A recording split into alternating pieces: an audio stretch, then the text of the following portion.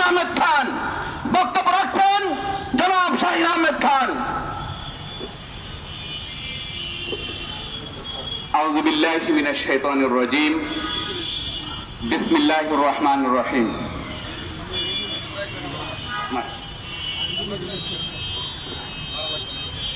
ইসলামী ব্যাংকের সচেতন গ্রাহক ফোরাম কর্তৃক আয়োজিত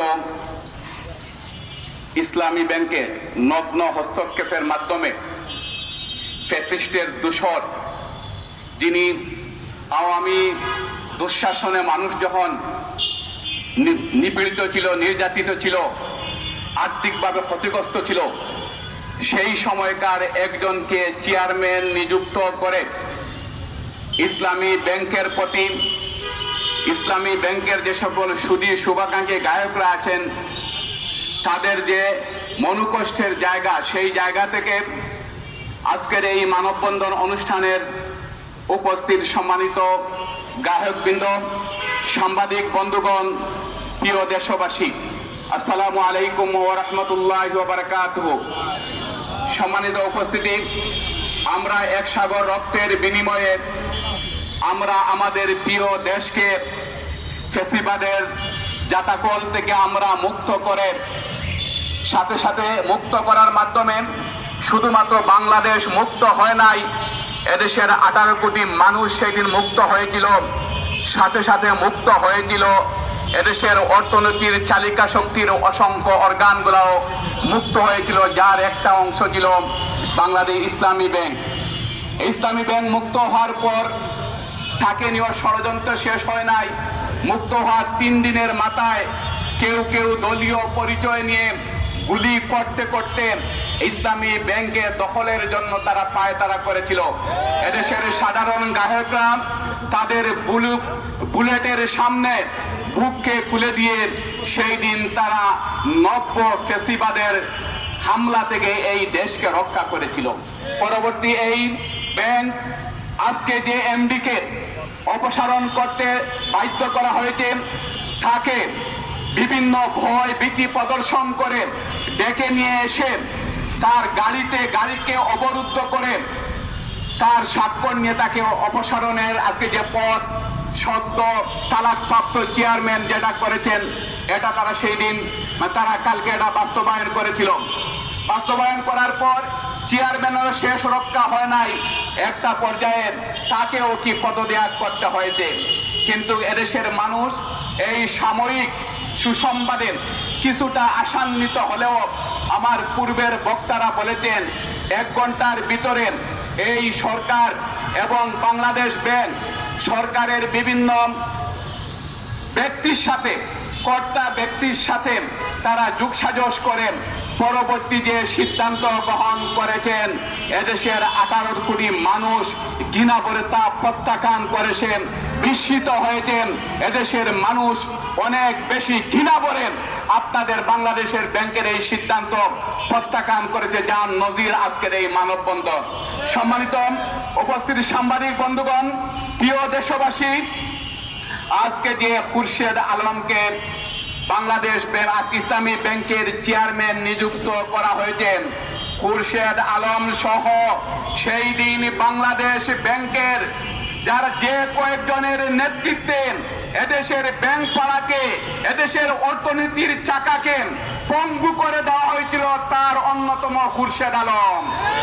তার পরিচয় এই জাতির কাছে নতুন করে বলার কোনো প্রয়োজন আছে বলে আমি মনে করি না। শেখ হাসিনার হাতকে, শেখ হাসিনার পায়ে সালাম দিয়ে যারা সমগ্র ব্যাংক সেক্টরকে এই তুষর হাসিনার হাতে তুলে দিয়েছিল, তার অন্যতম হইল খুরশেদ আলম, যিনি এসালাম থেকে বিভিন্ন সুবিধা গ্রহণ করেন ইসলামী ব্যাংকের উপর নগ্ন হস্তক্ষেপ করার মাধ্যমে সেই দিন ইসলামী ব্যাংকে একটা তলাবিহীন জুড়িতে তারা সেটি রূপান্তরিত করেছিল। আজকে আমরা দুঃখের সাথে আমরা লক্ষ্য করছি, আজকে সেই দালাল, আজকে সেই ফ্যাসিস্টের দূষণ যাদের নেতৃত্বে বাংলাদেশের অর্থনৈতিক চাকাকে ব্যাংক ব্যবস্থাপনাকে লুণ্ঠন করা হয়েছে। আজকে এই সরকার এবং সরকারের আজ্ঞাবহ বাংলাদেশ ব্যাংকের গভর্নর তিনি আজকে আবারও ফেসিবাদকে, আবারও ব্যাংক ডাকাতিকে, আবারও ব্যাংক ডাকাতির পথকে সহজ করার জন্য খুরশিদ আলমকে বেছে নেওয়া হয়েছে। কারণ হলো খুরশিদ আলমের সবচেয়ে বড় অভিজ্ঞতা, তিনি হইলে পারদর্শী দক্ষ একজন ডাকাত ছাড়া তার কোনো পরিচয় আছে বলে আমরা মনে করি না, এদেশের মানুষ মনে করে না। সম্মানিত উপস্থিতি, আজকে আমরা পরিষ্কার বলে দিতে চাই, এদেশের ইসলামী ব্যাংকের গ্রাহকরা যতক্ষণ বেঁচে থাকবেন খুরশিদ আলম ব্যাংকে ঢুকে অফিস করতে পারবেন না। যদি তাকে অফিস করতে হয় এই 3 কোটি গায়কদের উপর দিয়ে, 3 লক্ষ গায়কদের উপর দিয়ে তাকে 3 কোটি গায়কদের উপর দিয়ে, রক্তের উপর দিয়ে তাকে অফিস করতে হবে। অন্য কোনো ভাবে আমরা তার এই নিয়োগকে মেনে নিব না, মেনে নিতে পারি না। এদেশের মানুষ এটা ঘৃণা বলে ইতিমধ্যে প্রত্যাখ্যান করেছেন। যদি আপনারা বিবেক থাকেন তাহলে যে মিডিয়া গুলা প্রথমে নিউজ করেছেন এই নিউজের কমেন্টস গুলো আপনারা পড়ুন। এদেশের মানুষ আপনাদের এই সিদ্ধান্তকে কিভাবে ঘৃণা করে প্রত্যাখ্যান করেছেন।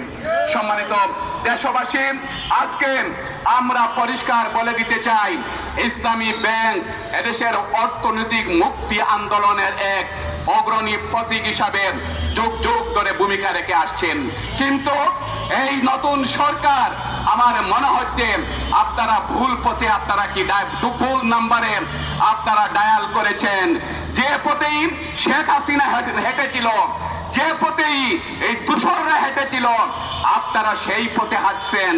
আর এই পথের চূড়ান্ত সীমানা ভারত ছাড়া আর কিছু আছে বলে আমরা মনে করি না।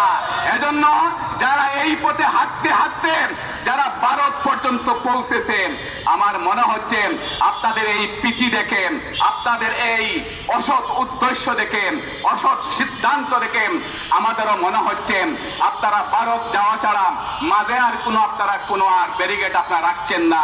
সম্মানিত উপস্থিতি, আমরা পরিষ্কার বলে দিতে চাই, ইসলামী ব্যাংকের উন্নয়ন অগ্রগতির জন্য যে এমডিকে জোরপূর্বক ইতিমধ্যে তাকে অপসারণের জন্য তার পদত্যাগপত্রে জোর করে স্বাক্ষর নেওয়া হয়েছে, অবশ্যই তাকে পুনর্বহাল করতে হবে এবং এখানে এমন একজন চেয়ারম্যান দিতে হবে যার দূষরদের সাথে কোনো সম্পর্ক ছিল না।